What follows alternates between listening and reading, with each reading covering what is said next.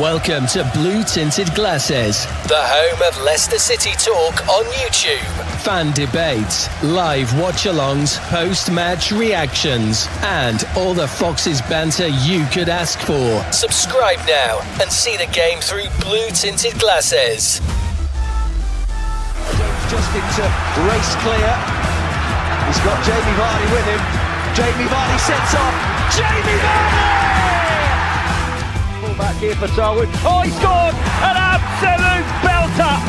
That is trademark Abdul Fatahwood. This one into the box. Nugent over the top. Oh, what a goal! David Nugent's just scored a beauty.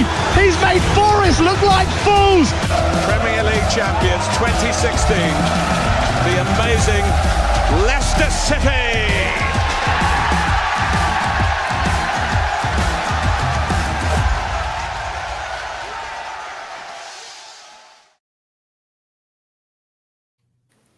Good evening and welcome back to Blue Tinted Glasses. It's 7 p.m. on a Wednesday, which means it's time for Fox's Den, and we have as always, an interesting topic tonight, and it is all to do with the manager. So get your comments in on this one. We don't need to do another poll because we've got the poll from last night. I'll bring the results up there in a second. But before we get into it all, if you are new here, make sure to hit subscribe and make sure to hit the like button as well on the video, and ensure you keep getting them comments in throughout the course of the next hour. Anil, I'll come to you first, mate. How's things? How are you?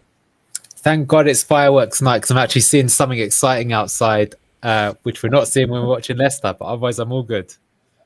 Lovely stuff. Uncle Clippo already in the chat here saying sack him. You talking about Marty or Reese? Which one are you talking about there, mate? Mark, long time no see, mate. How are you? Good to be back. Yeah, thanks for having me on, Locks. Excited to get into it. Hear everyone's views on Marty, which way what count we're in or out. Yeah, I had to get Mark because he's about one of the only people left that I know who's still in the Martian camp with me, so that's why I needed him for backup tonight. Reese, what's going on, mate? Again, long time no see. How's things with you? Not bad, mate. Just looking forward to making my BTG debut. So this should be fun. Debut? You've been on loads. What are you talking about? Well, on a proper debate show. So, okay, fair enough. Yeah, that's true. Yes, good to have you, mate. Right, let's see what people are saying before we get into it. So, Sean, hello to you, mate. Hope you're doing well. Paul, Ryan, GB, the ultimate clown emoji master in the chat. Here he is. Send us a clown emoji. Everybody spam a clown emoji for Graham. There's Clibber as well. Stipey as well. Richard, evening all. I'm still Martian. Just about. Upside Down Man says, really feel Marty has been dealt a bad hand. Despite expectations, the squad has so much negative baggage. Regardless of the gesture he makes, he still has this overrated squad to pick from. Tony, are we blaming the driver of the bus or the clowns who bought us a crap bus? Good question. I'm ready to transfer to Marti Out with a loss on Saturday. It can't go on like this. Marty got to go. He was always going to be the scapegoat, but he definitely is not covering himself in glory. I think that was a fair comment. Marty is not managing Barcelona. He's not adapting the style of play. Marty don't know anymore. I'm just sad, says Jack. And then I'll end it with this one here. Let's find one. Get him gone. Get that call out to Nigel. Bloody hell. I don't think Nigel's in any fit state to be a manager of a football club at the moment. I do think he's actually quite unwell. So, yeah. Right. Sorry, any Marty guys on Leicester bonfires? Yeah. Okay, Anil. The first thing I'm going to say, mate, I'll ask everybody, so I'll come to you, mate, is now that it's been, 21 hours since the game finished, have your kind of views on it changed at all? Like, have you, has anything changed in your mind in the last day or so, or are you just still as frustrated and as kind of Marty out as you were before? Well, it's a funny one. Look, I won't sit on the fence because the point of the show is, are you in or out? And if I had to choose, I would choose out right now, which I think is a change in just the last week, because I think now we've had 3 losses and the draw, and they've all been terrible. But yesterday was really, really poor, Locks. I do think that I could get the idea we had to win at all costs, but we didn't, right? And the fact is, at the end, I think it says it all. that 10 men Middlesbrough, rather than giving up, they went down the other end to try and get an equaliser, and they got it, right? Whereas we had one shot in that second half, which was Harry Winks from range, right? And the thing is that people will be saying, oh, the players are crap, this squad isn't as good as we think it is.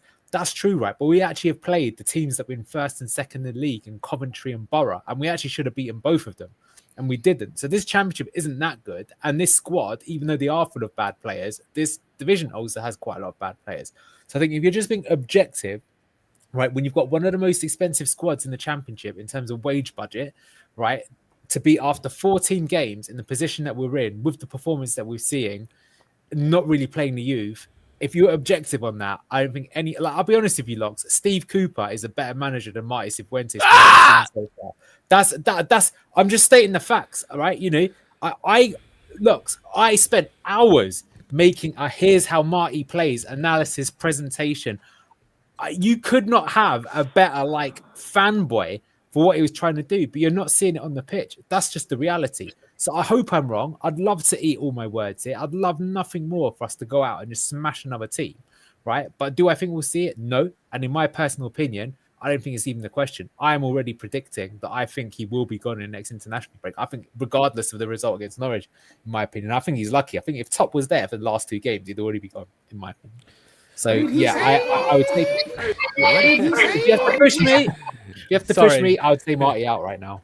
But I think he's sacking himself, Yeah, well, yeah. I mean, Mark, look, this is, I know you're still kind of Marty in, just about like me. What do you make to what Anil said there about the Cooper comment? That surprised me a little bit, Anil. I get what you're saying, but it did surprise me a little bit. It took me by surprise a little bit. But Mark, what about you, mate? Do you think Marty's or Cooper's a better manager than Marty, or do you think that's a little bit harsh? I don't know about that. I mean, it's like choosing between a shit sandwich and a shit baguette, isn't it? Right now. Yeah. No, I mean, like you said, I am still in the Marty in camp. However, I want to caveat that by saying that loyalty is waning, greatly. I mean, I was watching your show last night, and you're right. It's almost like he's getting himself sacked, right? You can say, oh, he's been given a bad hand. We're very early still in the process, 15 games in. We can't just keep having a revolving door of changing managers every time, 15 games, 11 games, whatever it was with Cooper. But at the same time, I've got to acknowledge that there's numerous red flags over the last few weeks, right?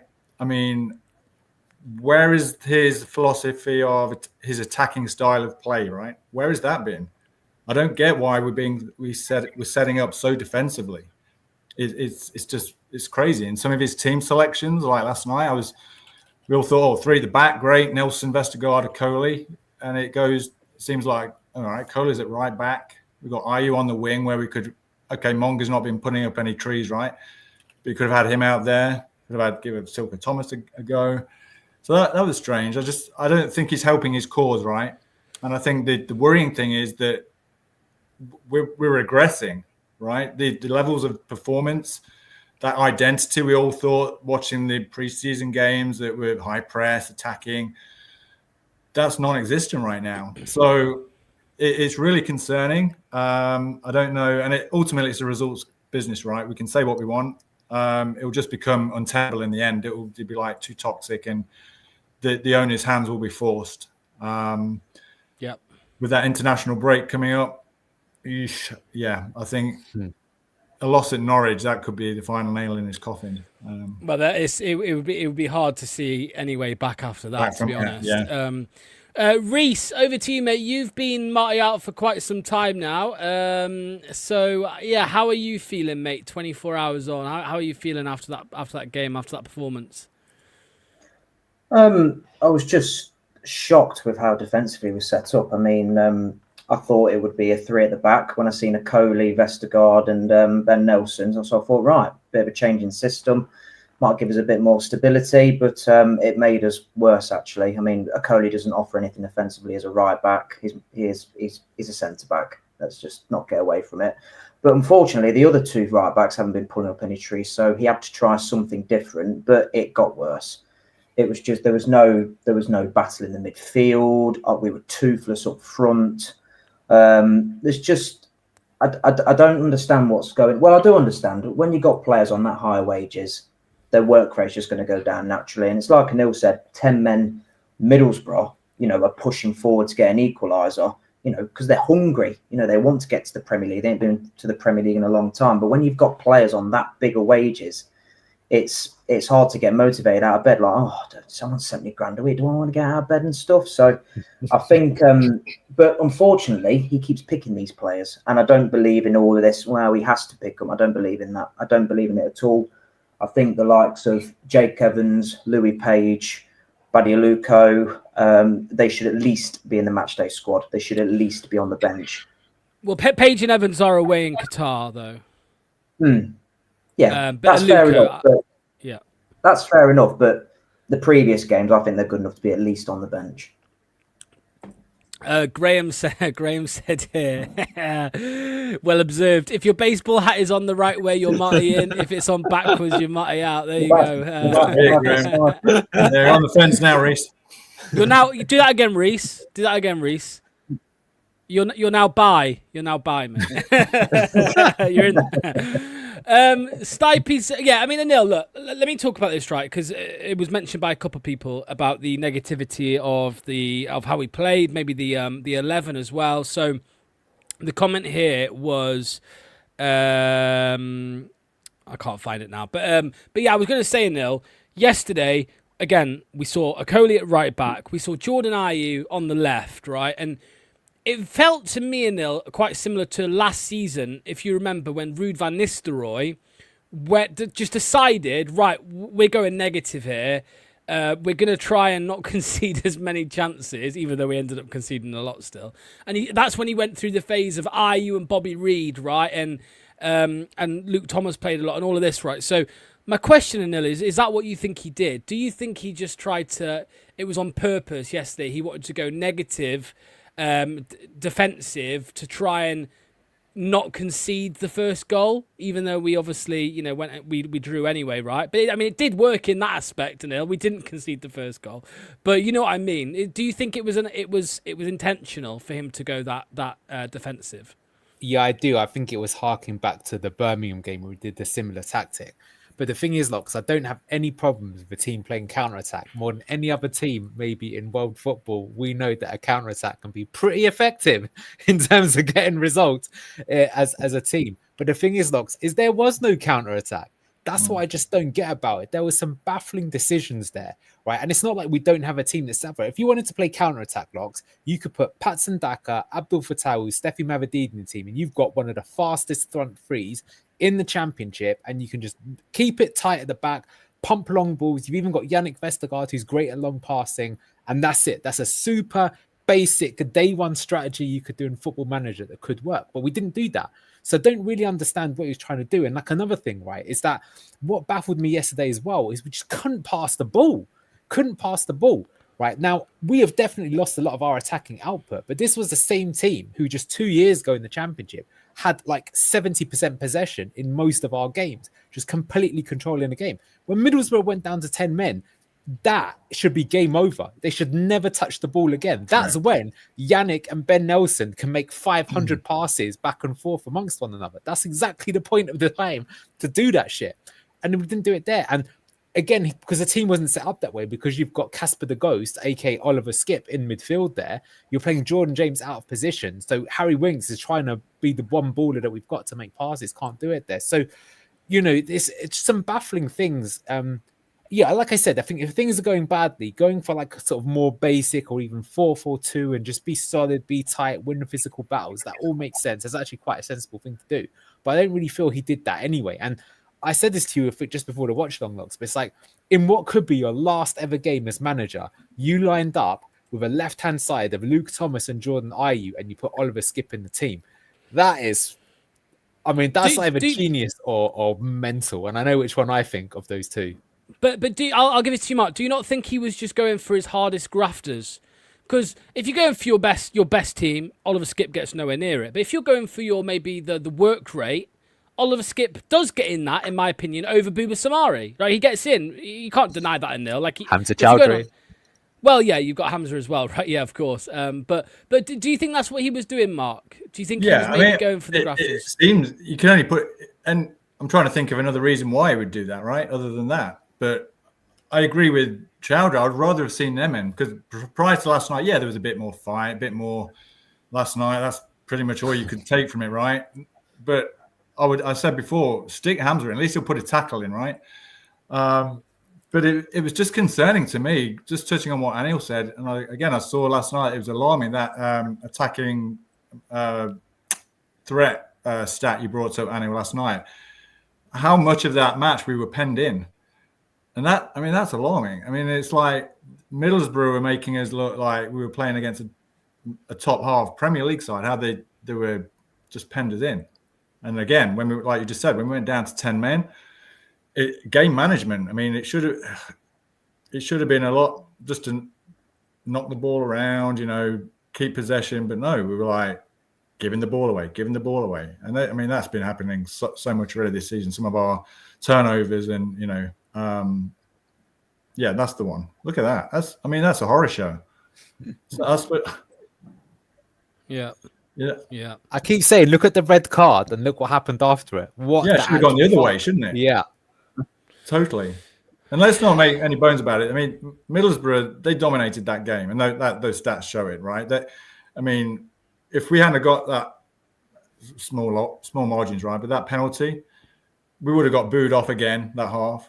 We were lucky we got the penalty, so we didn't get booed off.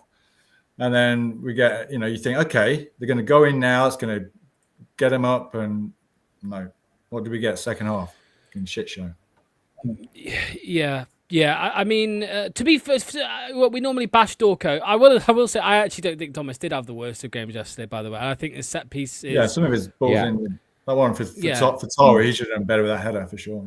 Yeah. Right, Reece. So we're talking about the players, mate, and stuff like this. I mean, somebody put a comment here earlier saying, "Here we go. There is no ideal lineup. The squad is shit." Now, Luke said this to me earlier. Right? So Luke was having a rant, as he always does, and he said something along the lines of, "Martin doesn't know his best team," right? And I was like, "All right, Luke, what is the best team?" And he went, "Well, I mean, it depends on the team we're against, and it depends on the formation, and it depends on this, and it depends on that." I was like, "Well, that sounds like Marty, mate." But do you think, Reece, that would you agree with that he doesn't know his best team? Because obviously he changes it up a lot. Obviously, some of that is down to rotation and injuries and things like that. And you've got to remember that he basically had this squad from the 1st of September, right? Because the two of our best players came in on deadline day, and then we had the international break. Ramsey got red carded. Then Ramsey's now injured, right? So it's not been easy on that front, Reece. But do you think he knows his best team? He probably doesn't, but I also believe that a manager plays to his players' strengths. And I don't believe he is playing to his players' strengths, because it's all right trying to put a system in place, but when, like building identity and all that, but when you desperately need points, you need to do anything you can to get points on the board to buy yourself some time. And I just don't think he's doing that. Like I said, someone I know who works at training ground, he sat in his tactical analysis for an hour and a half, and he says he will not change. He will not change. And that will unfortunately lead to the sacking. And we need a pragmatic manager with this squad at the minute. Until he can get his own players in to build the system and build the identity that he wants to build, he needs to be picking the players that will suit their strengths. And he's not doing that. He's continuing to play this slow, lethargic football, and I can't get on board with it. And that's where his downfall will be. Well, Anil, not only did Marty say he wouldn't be stubborn, as if this story that Reece is saying is true, right, that he won't change it up, but also, Anil, about playing to your... Reece just said, managers should play to their team's strengths. Well, Enzo didn't, did he? Enzo didn't. Enzo played the way he wanted to play, but he had a summer to bring in the players that he needed to play that way. Now, Marty's brought in a couple of players who I think, if they were all fit and we had a good team and stuff around them, they would suit that way of playing. However, what's your take on this, Anil, that he needs to go pragmatic and he needs to change his style? Because then I suppose that means he'll never really be able to get his identity working with these players because he's always going to have to change it when they need points. Do you get what I'm saying? Do you Of understand course, what I get what you're saying. I mean, there's a bit of difficulty though, because like Enzo was almost handed the dream project where you're going into a club who's saying, okay, we want to dick this league and we're going to give a manager sort of carte blanche to do something. And really, we're spending this season to prepare for the Premier League. Right. So he was very lucky in that regard. Marty hasn't got that. So look, I completely understand. He's been given dealt a tough hand to play. But the thing is that he's doing things that are just moronic. Right. That's the thing that I don't like. Mark just said it there. Regression. That, unfortunately, is the big warning sign that I'm seeing. Like, for example, his style of play is he's trying to play these sort of fast line breaking passes that go through two lines, hit Jordan Ayew as the false nine, play it back and dink around. Okay, that can work. You can see plenty of teams that are effective at pulling that off. But yesterday against Middlesbrough, I think we tried it once. So it's like we're not even doing the thing that if Reece's contact is right, well, it's not working. That's really alarming, because the thing is, right, is that football, even though I do the tactics show, I'd probably say less than 20% of it is tactics. Really, it's about managing personalities, getting like an ethos, right, and getting a group of 11 strangers essentially to perform together as a collective, right? And that's the big warning signs, because clearly he ain't getting that. He isn't really able to produce that in different times and do different things. And it's like, I think the problem is, because I couldn't really think of one thing that Leicester are good at this season other than being crap. Like, for example, say when we were drawing all those games, at least there was something you could say, okay, but you know what? We're sort of controlling possession. We're sort of making this type of chance, but not many of it. But I could kind of see, if I really squint my eyes, where this could go to, right? But recently, I've been looking at the team and I don't see anything, right? We're not creating any chances. Again, I come back to our watch along. That when we saw that lineup, I was like, "Oh wow, this is bonkers. What's he going to try? Is it wing backs? Is it whatever?" And then we said, "Oh, you know, it is possible that he's going to put Jordan Ayew on the left, and let's see how it pans out." at right back. Yeah, and that's exactly what he did. And then you're just like, "Well, come on, this is not learning your lesson, is it?" Right. So the thing is, like I say, is that this team is not that different from the one from 2 years ago. Right. Okay, we've lost Vardy and we've lost Keane and Dewsbury Halls. And that is a fuckload of goals, by the way. And Ndidi as well, who also was very good in that season. But you've still got Mavadidi, you've got Fatawu, who should be better than 2 years ago. Right. You've still got Harry Winks. You've still got Yannick Vestergaard. Okay, you lost Hermanson, but Stolarczyk, not bad, even though he's not as good. You've got a pretty good team there, right? So, you know, what I would expect to see is, okay, the goals aren't there, but you can sort of play the same way and you'll be struggling a little bit up front. So my expectation for where we should be right now in the season is we should probably be in that top six, maybe fifth or sixth. Maybe we could even be just outside there, seventh or eighth or something like that, but plodding along. But I mean, I'll be honest, at the start of the season, I knew it was going to be a season of struggle. We all knew that. I was prepared for the fact that we might still be in the championship this time next season. But seeing this many one more draws, seeing 3 losses in a row, I did not think it would be like that, Locks. There's a massive underperformance. I think that's just objectively a fact. Like, I thought even if we had a difficult season, I didn't think it'd be this difficult, if that makes sense. Like, we might lose a few games, we'd win a few games. We're really, really struggling to actually just win games. What's the stat? 1 win since August. Come on. Well, let me ask you this, Mark. I mean, Kate's put a question here. Wonder where Enzo would have taken the team with no Hermanson, no KDH, no Vardy, and no inverting performing Ricardo, because Ricardo has dropped off, right, since 2 years ago. No Ndidi as well. You know, you got to take that. Now, for what it's worth, I personally don't think we would be 14th, right, in that scenario. But would we be 17 points clear? You know, Mark, I don't think we would have been. I don't think we'd be top of the league without them players under Enzo. And I think you even saw, it was very rare because our team stayed relatively fit for large parts of that season. But when there were games, Mark, where players did drop out of the team due to injury or due to suspension or whatever, we weren't as fluid. We weren't as good in those games. As soon as you take out a Dewsbury Hall, the last game of the season, Dewsbury Hall's injured, you lose 2-0 to Blackburn. Now, I know there's another factor of that you've already won the league. I understand that, but still, right? So, yeah, that's a huge spine to the side. You're losing, right? I mean, we're playing essentially with no striker for all of the season so far, right? Yeah, I mean, it's clear he's throwing each one. Yeah, Kranz has had a couple of games now. He looks like he's a bit of a fraud. He needs to go back. You've got Daka, you know, giving up on him. It just keeps rotating them to hope one will stick, right? But in answer to your question, no, I don't think we would have done so well, but I don't think we'd be as low as we are either. And I think that's the thing. I think a lot of fans would be more borderline, maybe not have moved to the Marti Out camp, if they could see, even if it's 3, 4, 5% improvement game by game, right? And we're hovering around, say we're 7th, 8th, we're putting decent performances. But you go 10, what is it, 1 in 10? One win in 10 games.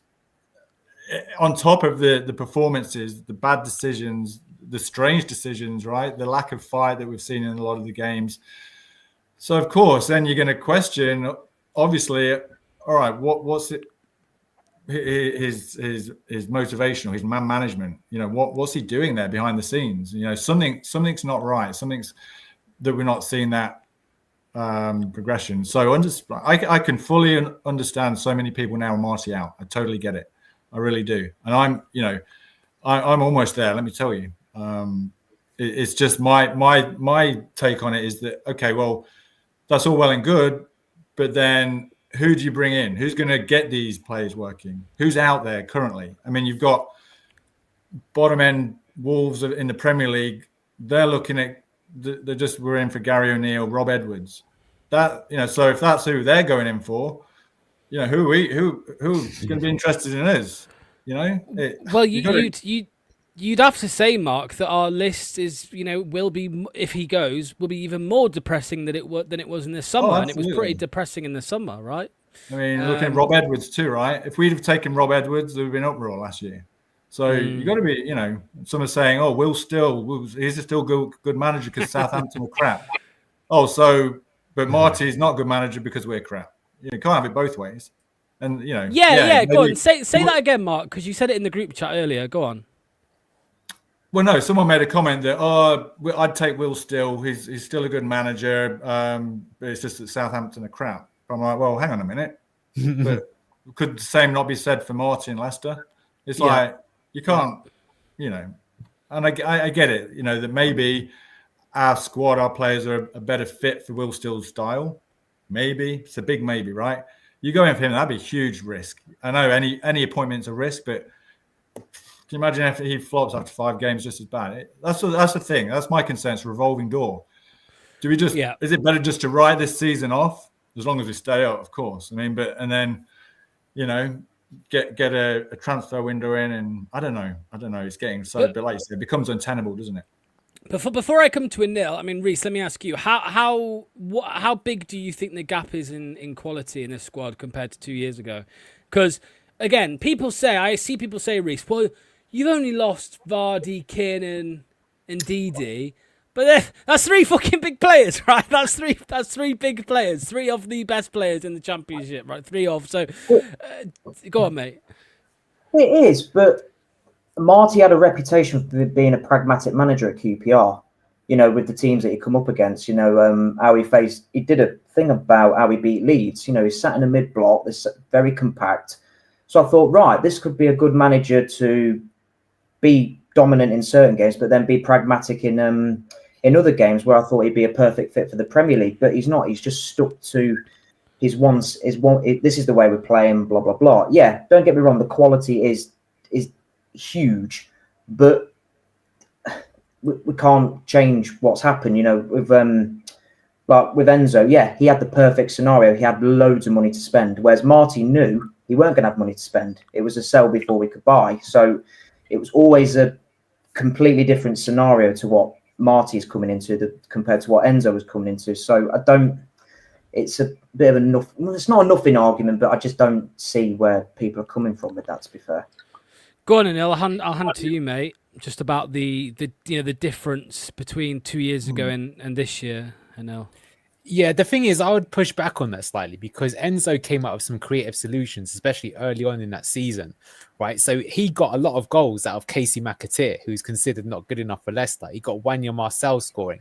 He put Wilfred Ndidi as an attacking midfielder, and everyone said he was smoking crack, and he turned out to be really good in that position, right? He inverted Ricardo. He came up with clever ways of utilizing his squad to get the best out of them. And very quickly, we were playing some gorgeous football. I remember like in the second game when Dennis Pratt was still in the team, we created this amazing opportunity where Iheanacho was starting up front even then, came in and the ball goes behind him and he got one-on-one Dennis Pratt. You don't see any of these attacking patterns of play. He's not utilizing the squad. I can't think of one player, Locks, who has improved since Marty took over from either the existing squad or the players. I actually think, if anything, Jordan James started off really good and he's got worse because he keeps being pumped in the 10 position. Yeah. So these are things that worry me. Like I said, I think if you and what's weird, Locks, as well, is that he started off quite good. Like the way he was using Lewis Page, the way he was bringing in Jeremy Monga. I thought, oh, this is the guy. This is the guy that gets it. He's going to use the experience, but tease in this youth, and then the youth are going to take over. We're going to have a wicked end to the season. And I don't know if he feels scared or what has happened, but yeah, he's gone against it. And I feel that's bad. And for example, the squad is bad, but I've said this a few times. What he could do, right? Marcelo Bielsa, when he took over of Leeds, what he did is he basically pushed out all the old existing stars. He went into the academy, he found all the young athletic players, and he trusted them.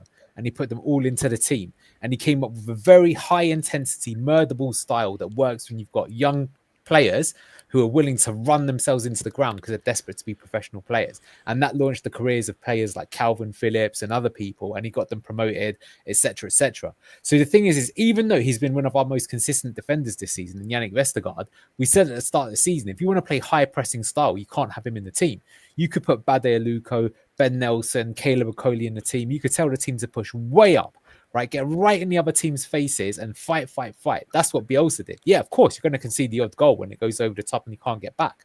But at least you'd be like playing the style that you want to play, not this sort of weird Timu version of Enzo ball, but it's not even that. I don't know. So that's why I have all these kind of fears about where I think he could be. I think he could get a lot more out of this squad. Look, I'm not saying we should win the division. I'm not retarded, right? I think at best we probably are capable of that sort of top 6 or whatever like that. I know Reese is laughing because that's he doesn't agree with me. No. I'm a special person. Is all I can say, right? No, I'm agreeing with you. I was laughing at your comment. I get all that, right? I'm not expecting us to like absolutely dominate the league. I was expecting struggle, but this is beyond struggle, right? And those underlying metrics are nightmare fuel. That the crazy thing is, Locks, is we're still overperforming where we should be in the table. That is a scary thing.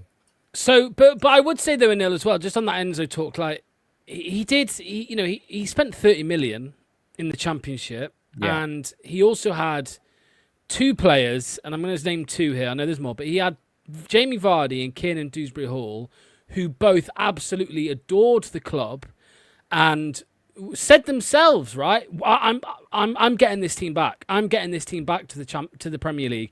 And we saw that when the form dipped off in March, Vardy held a meeting with the players, right, and some home truths were given out.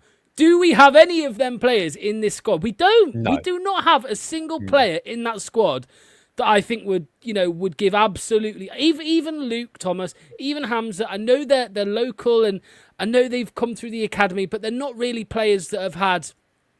Those players aren't adored by the fans. They're hated by a lot of fans or disrespected by a lot of fans, right? Including myself. I'm not saying it's wrong, right? They're not very good, but I'm saying they probably don't want to die for the shirt. Whereas Kiernan Dewsbury Hall and Jamie Vardy, I think, probably would have, because they knew that the fans loved them, and I think that gives them an extra 5-10%, right? So I just don't think, and I actually heard from somebody this week that who spoke to Mark Albright, you could probably guess who it was because you know where I've been, but they spoke to Mark Albright before the game the other night, and on the weekend, and Mark Albright said that they've got no one in that squad who is going to turn around, look around the dressing room and say, what the fuck are you doing, lads? And I think that's part of the problem here, and that's something that Enzo did have, right? He did have those types of plays as well.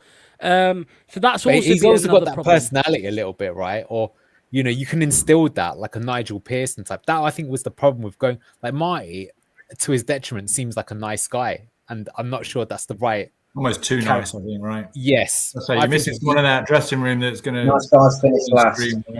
There's no one there in the squad, like Locke said, that is going to command the respect of anyone else. They speak, someone speaks something like, yeah, whatever. It's like, someone like Vardy stands up and speaks, right? You listen, right? But Yeah. So let's move it on to this. Let me bring it. He missed the podcast. Yeah. Do we need Cody back? No, we don't. I wasn't classing him as one of them players because. Yeah. This was one as well, by the way. Vardy's wife, she commented on Jack's Instagram post about the fans booing, and she said, "What's happened to this club?" And I think a lot of people said the same thing. I think they were like, "Well, I think you know, right?" She clearly knows what the problems are, but obviously she can't say it. But yeah, Paul says, "Cheer up, lads! Last time we went into League One, we came back and won the Premier League and FA Cup." That's awful, I love it. Yeah. Imran says here, it's a results business. Results are piss poor. He needs to go. And I think, Reese, I've seen a few people, mate, this week say, when the results are bad, but the performance is there, you can kind of say to yourself, okay, it will come, right? Like if you think back to Pearson in the Great Escape season, we were losing every week, but every game you were like, how have we lost that game? How have we lost that game? And eventually it came good. We stayed up and then we won the Premier League, right? So, but this time, Reese, at the moment, there is no good performance and there are no good results, right? So, do you think that says everything you need to know? Is that all you need to see, Reese, to say he needs to go? I think so, yeah. I mean, like I said, lots of good managers, when their main style isn't working, they always find a way to win. Like Nigel Pearson always found a way to win. Claudio Ranieri always found a way to win.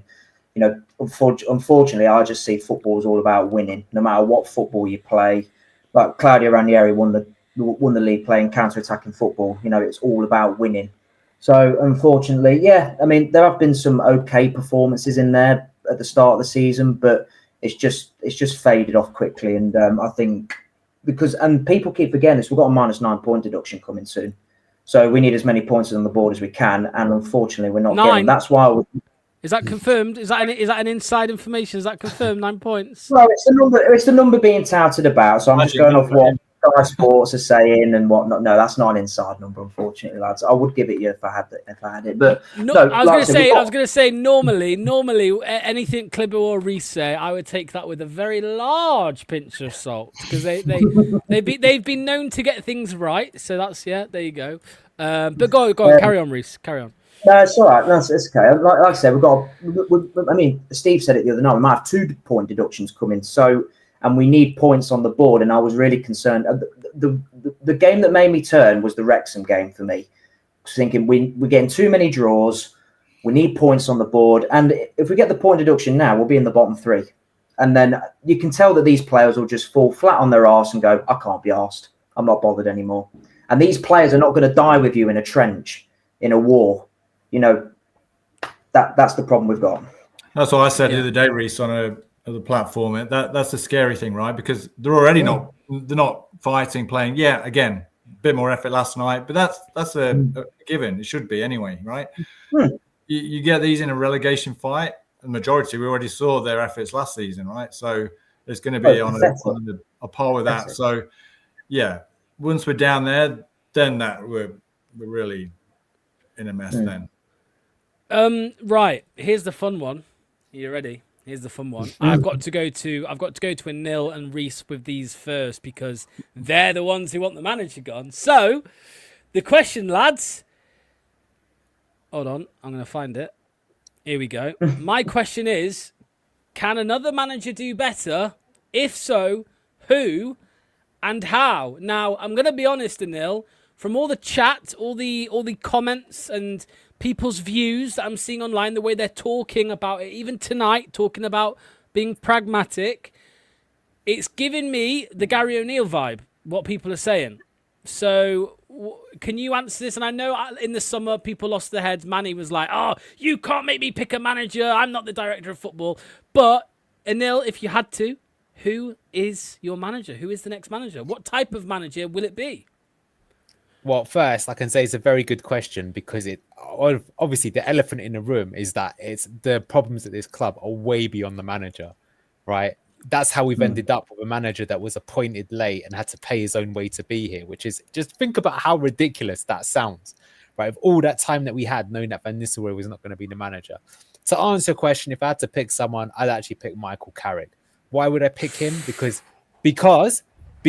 in this point in time, we haven't got much to choose from, but I think he would actually have some respect from some of the players in that dressing room, right? Where I don't think Gary O'Neill would.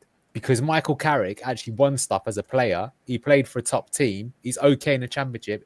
I'm saying for one season or 1 season and a half, look, who do you want? You can get Pep. You're not going to get Pep, right?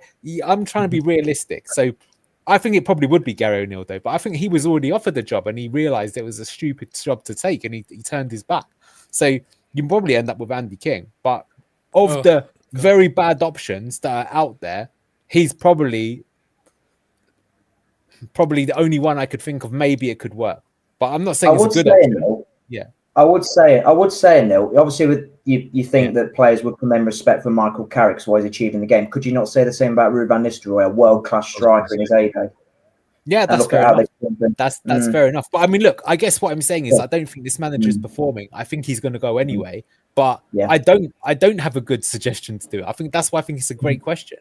Right, there is, but you're shopping in not even the bargain aisle of the supermarket. There's no one good really to get from. You could say, would you give it to Andy King till the end of the season? But he's part of this coaching setup, so I don't really see what he's going to dramatically change unless he's being kept back from what he really wants to do and lay into like a number of other players, or whatever like that. So to be honest with you, there are no good candidates out there in the market. But the problem is you're hoping for the mythical new manager bounce, which may or may not exist, because if he continued this form, like I say, the manager is sacking himself, right? The club still think they can get promoted. They don't want to get relegated, that's for sure, and that's what's going to happen.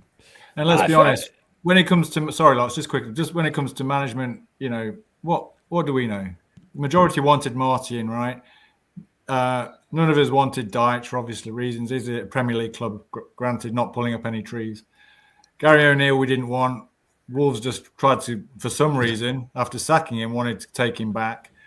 It's a strange managerial merry-go-round, About Vitor Pereira, who was fired from Wolves. He went in an amazing job, didn't he, last season? That's not a bad shout. No, I mean, that's not the worst shouts I've heard, to be fair. I mean, Reese, let me come to you, mate. Here's the list. And before anybody says, this is actually the list now, like there is a market for it. Michael Carrick first, Russell Martin, Mark Robbins. You can't see Mark Robbins coming in this current situation. Lee Carsley is a name that's come up a couple of times. Gary Muscat, Robbie Keane, who put his name forward for the Wolves job. Carlos Corberán, who's on the verge of the sack in Spain. Andy King, Ange Postecoglou, Damien Duff, I don't know what he's doing these days, and Esteban Cambiasso, who's just always there. But go on, Reese, like if you had to pick, would it be someone from this list, or are you going to do the boring Willie Caballero because he was Enzo's assistant? No, I wouldn't go for that. Well, for me, my choice is on that list. Now, I have a reason for it. No, absolutely not. I don't want him anywhere near my club. Just hear me out, lads. So with the current youth setup we've got, all these great players that we've got coming through, because I've always thought we are not going to get promoted this season. I've always thought we are not going back up, and I accepted that. So what I would do is try and build for the future and integrate these young players in. So that's why I would have gone for Lee Carsley. I think he'd have done a good job integrating the young players into the first team, building them up, giving them the experience in the first team, and then we can eventually push on. Because I think that's the route we need to go. So that he was always my first choice, Lee Carsley, especially what he's achieved with England under 21s. I mean, it's an interesting one, Mark, isn't it? Lee Carsley. I think a lot of us shut it down completely in the summer. We were like, no, why would we want Lee Carsley? But, expectations change. We're now in the Championship. We're in 14th place. Who realistically can we bring in? Like Anil said, Lee Carsley. I don't think it's the absolute worst of shouts out of the names on that list. Yeah. No, I mean, it makes sense what the reasoning Reese gave. I think, again, a lot of it unfashionable managers, if I could say that about Carsley, that are some of our entitled fans that, will just shoot down because they're not, he's not done anything other than under 21s. But a lot of these managers haven't, right? And until you take a punt on them, I wouldn't, out of that list that you just pulled up, I wouldn't be against that. Probably, because of that, because of his standing with the youth and how he can develop and bring through. So, but yeah, other than that, that list was pretty depressing reading, right? I mean, this is where we are at the moment from last night with the poll. You can see here, Cifuentes, so 38% of people said Marti in, 62% said Marti out. And Neil, again, talking about the upcoming game, Norwich, they haven't won in the last 6 games. No, sorry, they've lost all 6. Have they, the last 6 games? Like at home. They play tonight against Sheffield Wednesday. They're about to kick off. If they lost that, you'd imagine Liam Manning's gone. In which case, they're definitely winning on the weekend, 100%. But even if they win tonight or whatever, mate, there's just I'm guessing you've got no confidence that we go into that game and get 3 points. I don't. I mean, still, we've got a good squad, so you never know. But I mean, to be honest with you, Locks, I think the problem is that I don't even really think it changes much, even if we win that game. I mean, let's just say yesterday that we actually do see out the 1-0. You'd be like, well, look, 3 points is all that matters. Borough are high in the table. It's a great result. Would gloss over the fact that it was yet another awful performance at home. And then we scammed our way to victory. But it's like now you're getting to the point where this is too many games too far into the season where it's just the writing's on the wall. So I just feel like it's a matter of time. So I keep saying I think there's way more problems than the manager, but I think the club themselves will make the decision because they either will still think they can get promoted and at worst they won't want to get relegated. And unfortunately with Marti, it actually looks right now that we could be in big trouble of relegation purely because of the points deduction. Right? We take that out. If there was no points deduction, then to be honest with you, you'd probably just keep him, like whatever. It's a transition season. We've got shit players. Wait till the shit players are gone and start again in the summer. But we're not in that position, I'm afraid. So we could win. I don't know if it really changes anything. If you beat one of the worst teams in the league, what does it really prove? What would change my mind, Locks, is if any game we just turned up and we just absolutely play fantastic for the full 90 minutes, actually, regardless of result. If I saw that, I'd be like, oh, hang on a minute. And I've only really seen, I do think the 45 minutes we played against Portsmouth was really good. Like, we looked unbelievable. We probably should have gone 2-0 up before we went in at half time. But then it was a really awful second half. So, if we saw more and more of that, I'd have a totally different point of view. But if he can only get that sort of performance out of the team, if Ramsey, Jordan, James are all playing at the same time, the problem is that it's a 46 game season. You're never going to have your full team for the whole duration of it. You might have it for some of the games.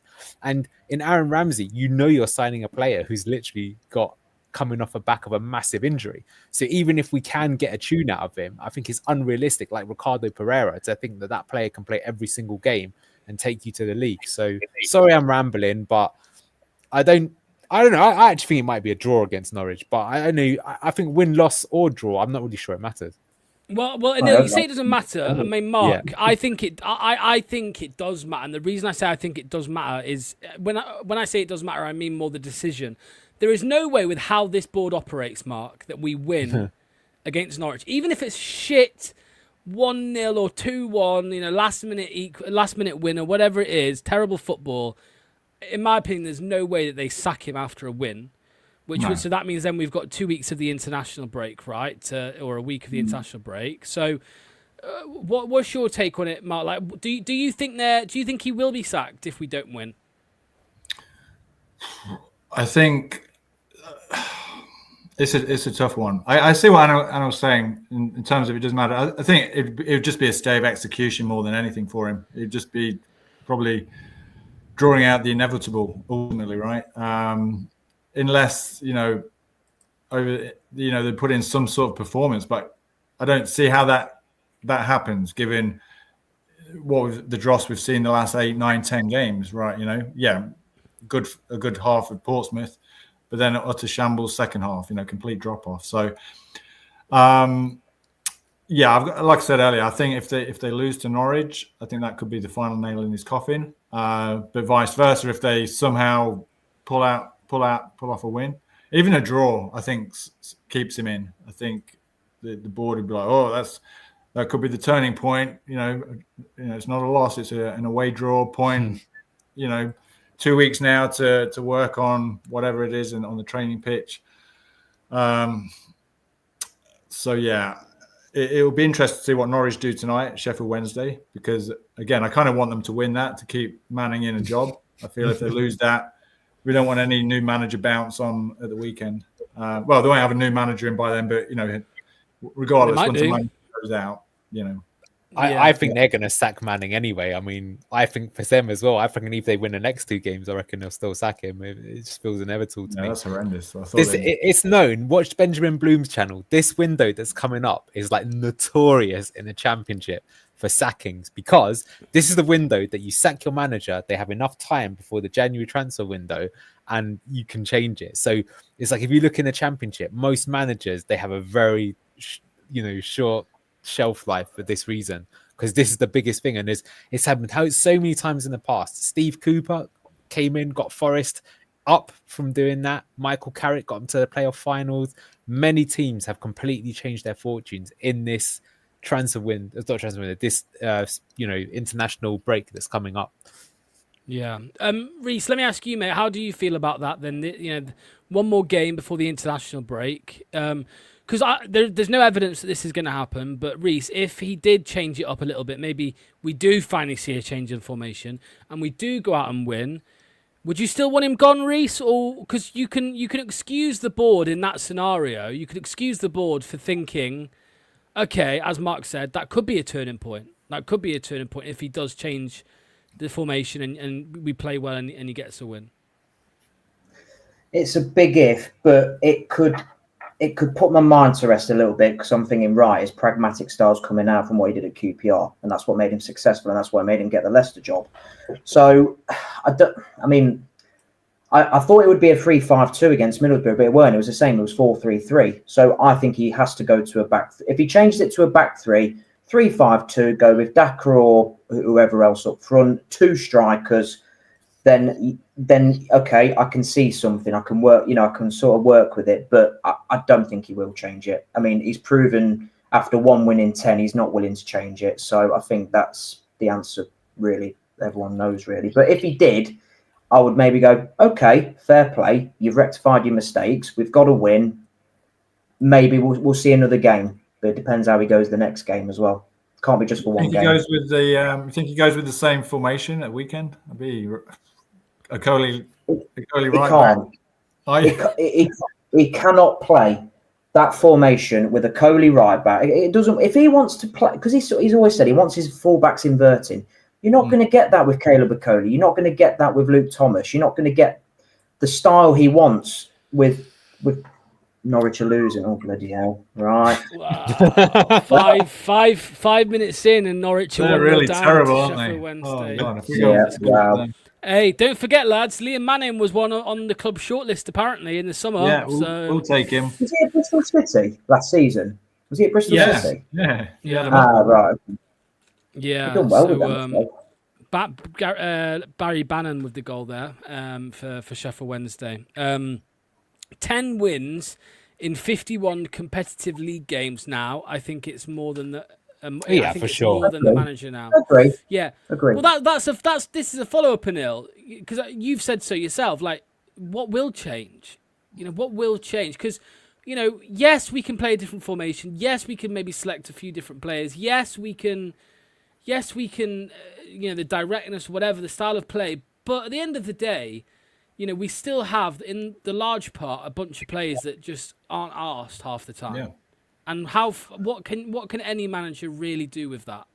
Well, that's where I disagree, because I think it comes down to man management. I think a good manager who's experienced at dealing with personalities like that, because we still have players that are better than your average Championship player, would still have us competitive and in the hunt for the playoffs, which is my minimum expectation this season with the squad that we've got. So I think that is possible. And I think, I hate to say it, if you had someone like Neil Warnock, he would be fucking taking some names under this sort of. He would. What I'm saying is that if people aren't playing for you, you banish them to the under 21s and you pick someone from the under 21s and you start playing them, right? You got to find out very quickly in your team what I'm saying, Locks, is I kind of agree with you. What I'm saying is it doesn't matter about the formation. It doesn't matter about the style of play where we are in this division. What it matters is, can you actually get the best out of people? That's management in a nutshell, right? And that, unfortunately, is where Marty is failing, right? He might be great on the chalkboard and drawing all these pretty patterns, right? That does not matter right now, right? What matters right now is, can you just get the best out of people, right? Because if you could get out of this squad 10% more than what they're showing, then you will win yesterday. Because even though we played badly, we were seconds away from winning, right? We would beat Coventry because we were the better team, but didn't take our chances. So I actually think that is what you'll find. And I'll be honest with you, I bet now, I didn't want them in the summer either, but I bet you Chris Wilder or Sean Dyche would do a better job than what Marty's doing right now, even though the football would be blander, right? But we wanted to have the sexy hipster manager rather than just the person who knew the division. So that's why I think they'll do that. Now, I do agree. Is that good for the long-term health of Leicester? Don't know, right? But I tell you what isn't good for the long-term health of Leicester. That's probably getting relegated to League One.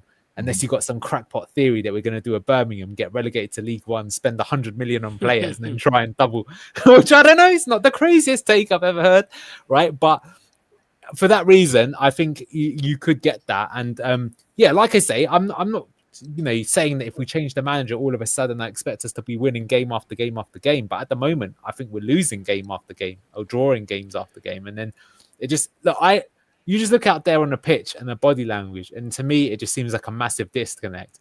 They're not fight. Look, when Abdul Fatawu is being told not to to go for the manager, who I don't know. Have you ever seen a happier guy than that? That seems like it's almost like it made the people it made the decision easy. Mark, let me ask you similar then. Off the back of what Anil said, like, do you think? Because like you think back to, I mean, somebody put a comment in about Enzo. When Enzo came in, he made there were a few players that wanted to leave. He changed their mind, right? But I do think early in the season, Mark, like Marty did a good job with how he handled the situation with El Canoes, how he handled the situation with Winks, and how he handled the situation with Fast. Because if you remember back, Winks and Fast weren't starting games. He made them earn their place back in the team. He didn't just throw them in. He would bring them off the bench in the second half of games if we needed them, and they improved us. And then over time, he said, "Okay, yeah, it's time for you to start." So what are your thoughts on the man management side of things? Because I think, Mark, it wouldn't surprise me if a new manager came in and nothing changed, but it also wouldn't surprise me if a new manager came in and we did win 4 on the bounce, right? It could go either way. Yeah. Well, that's like I said, the gamble you take with any manager appointment, right? It's you could bring in someone so left field and it works out. You could bring in someone that 90% of the fans are against, like we were with Wilder, O'Neill, things like that. It could have worked out. It's a gamble. You never know. There's no guarantees with any appointment, right? I think the annoying and now it's surprising thing with me is that the early stages, like you said, where Marty was talking a great game. I thought, okay, this is the man. His man management is going to be spot on. How he was handling, like you said, El Canoes, Winks, how that situation, he integrated slowly and back into the side, trying to bridge that disconnect between, the players and the fans, right? That's going the opposite way again because of the performances, right? And now it's going away again from, that disconnect still there. The man management is being questioned because you're like, okay, well, why the players apparently not playing for him? It seems like they're not on board. He's earning the big bucks to turn that round, right? So I get why he is and should be questioned, and it's also the reason why people like myself are waning more from the in to the out camp, right? Because I think perhaps he had more credit for me in the bank because of how he came into the club and how he's interacting with the fans and trying to bridge the gap. You're like, it's like a breath of fresh air. But how quickly that can be lost, right, and forgotten. So, yeah. Just to somebody as well, somebody put in the chat about Top not being at the game. The reason he wasn't at the last 2 games, he was in he's in Thailand for the mourning or the funeral of one of the Thai princesses. Let's wait and see. Sean says, shouldn't have appointed Cooper in the first place. Everyone and their mama knew that it was a bad appointment from the get-go. Funny enough, Luke, you're not Luke. Funny enough, Reese. Funny enough, Steve Cooper probably wouldn't be a bad manager for us in the Championship right now. Well, I think that was the original plan with him. You know, if we got relegated, you know, he had Championship experience. You know, he did a great job with Forest. You know, he did. As much as I hate the team, but you know, he did an amazing job with them. And I think in the Championship, I think he would have been the man for the job. But I just think that was just it just set off on a wrong tone with the fans straight away because he's a Forest. You know, everyone loves him at Forest, and everyone's he's a Forest man, this, that, and the other. At the end of the day, I've kind of gotten over all that. If I don't care if you're a Forest legend or a Derby legend, you're paid to do a job. If you're doing the job, I don't care. So, but you know, that's in the past now. We have to move on. Yeah, and obviously, as Paul says, teams we're playing now know the players aren't given 100%. It's a win-win for them. They just want it more than us every single game. That's how it feels. It's hard to not think that's the case. Just quickly, Anil made a very good point on the previous show that teams in this league are a lot more tactically aware now. You know, you've seen like Hull, they play with an identity. Millwall do, Blackburn did.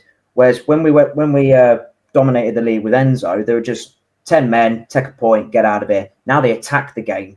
So that's another dynamic we've got to deal with as well. And there's a lot more foreign managers as well, right? In this league, like it used to be the home of the old school British 4-4-2 brigade, right? That's what this league used to be, and now you're seeing more imports, right? From abroad, bringing interesting styles of play and stuff like that. So there's an idea. Locks, just quickly, here's a shout for you, new manager. I know you're really a big fan of his. Nathan Jones. Oh my god. Oh god. Oh my. He's smashing it though. He's smashing it. That's the problem. Yeah. I cannot stand him. But can I just say on that, what is interesting this season though is all the quote unquote hipster managers are doing very badly. So it's not just Marty, right? Will Still not doing well. Liam Manning not doing well. Russell Martin got sacked. It's like that is almost gone out of vogue. Like that was the way to go a few seasons ago, but now it's changed back again, and it's been like a big shift because teams have realized like football goes in circles, right? And what's happened is people have realized that okay, if you're going to play that dominant way, the way that you get about them is you got to be way more in their face. You can't be like pussios, as Lux would say, standing back. You got to go man for man marking. You got to be aggressive. You got to pump the ball long and go for the 50-50s, and it's working. And we've seen that multiple times again with teams. You know, Charlton, I think, is the best example. They're massively overperforming, but when we played them, that's exactly what they did. They were going man for man against us. They're pushing right up. They're willing to take their chances, and they should have won that game. And we're lucky that Patel got us out of jail. So that's why that's why it's an interesting one, because I get it, right? I think what people are accepting of is that this season, we probably aren't. Well, now we're definitely not going to go up. We're not going to go up, but stabilize. And then next year, when a lot of these players have left the club, you want to find that ideal person who's going to rebuild the entire team, right, with an identity that goes throughout the whole club. And that's why Enzo was a brilliant appointment, because clearly he was that guy, right? You saw the identity immediately. He was improving players. All these young players were coming in there looking great. And you thought, fucking hell, if this guy's going to be in charge for 5 years, probably going to be quite an exciting 5 years, right? But other teams realized that as well, which is why they took him on. I don't know who that manager would be, if that's even possible anymore. Maybe it's not. Maybe you just got to play the game that everyone else is. I think problem is that should really be coming from the director of football, not the manager, if you ask me. And we've got a very bad director of football. Well, there's an idea, Anil. Obviously, we'll have the Norwich analysis next Tuesday, but the Tuesday after, before the season starts, I would love to actually go through and look at some of the differences tactically between 2 years ago, 4 years ago, 10 years ago, whatever, in the Championship compared to now, because it must be so different. It must be so different. This is like when your boss tells you can't have that holiday that you booked. Thanks a lot, Lux. Cheers, mate. There'll be no birthday for the kids this year. Sorry, the boss has told me I've got to work overtime. All right, fair enough. More work for you, Annie. Yeah, it's all right. You've got a holiday to the Football Content Awards the 2 days after. That'll be good fun. No, Top doing the CEO job. He might be the new manager, cost cutter. Let the players play. Fuck the manager. Yeah, Alex Neil doing good job at Millwall. Paul Heckenbottom at Preston as well. Jones at Charlton. Lampard and Robbins are doing well, and they're English. We're not saying that it's only the foreign managers doing well. We think of the ratings, Anil, says Richard. Think of the ratings. Managers handicap good players, says Dorco. And then final comment of the night is going to go to this one. Let's go for this one. Criticising decisions, okay. Sadly, I'm seeing a similar pattern of inconsistent lineup with Marti, like Rude. That speaks more to players than managers. We need too few changes there between seasons. I also think, something I said today, right, is that I feel like we've got a squad, we've got an ensemble of players that have been built by 5 different managers. I'm going back as far as Rodgers here. 5 different managers who have all brought different players in. And I suppose Rude's actually the only one you exclude because Woyo was the only one and he's not here. But still, you've got players from 5 different managers who I think all bring different qualities. But when you throw them on a pitch together, it's a bit of a mess.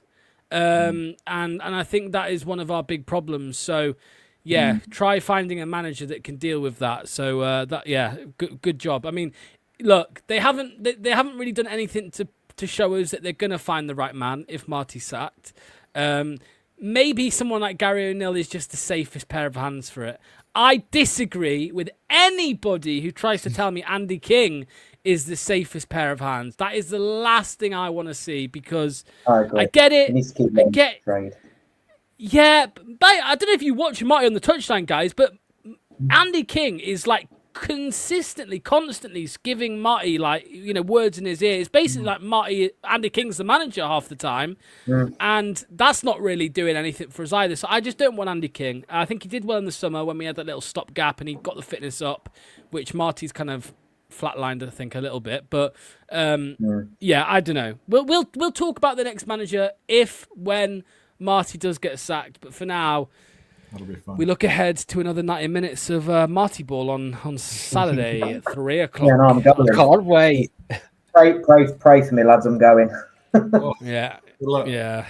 Not the greatest of places either, Norwich. It's in a nice corner of the country, but actual Norwich, not for me over there. I won't. Anyway, right, we're gonna end it there. Thanks to Anil as always. Thanks to Mark as well and Reese. It's been good to get everybody's views and opinions. If you're watching this on playback, make sure to get your comments in down below and let us know what you think to Marty. And we will be back live. No, we'll have a match preview out tomorrow at midday. Match preview for the Norwich game where Locks, I'm referring to myself as the third person there for some reason, but I will obviously predict a Leicester win. I will predict a Leicester win, which will, of course, backfire on me. So there we go. Cheers to you as well, Neil. Cheers to Blue Fox forever. Cheers to Ronald McDonald. He'd be a good shout for manager. I think bye-bye. No more 200 grand. But our new sponsors, The Beautiful Frame, have smashed it with this Jamie Vardy piece. It's unreal. They're a local Leicester business as well, which makes it even better. And not just City, they do prints for other clubs as well. So it's perfect if you are stuck for a birthday or Christmas present for one of your friends or family. Now, the best bit, they have sorted BTG viewers out with a discount. Just use BTG12 at checkout for money off. BTG12. Grab yours now at thebeautifulframe.com. The link is down below.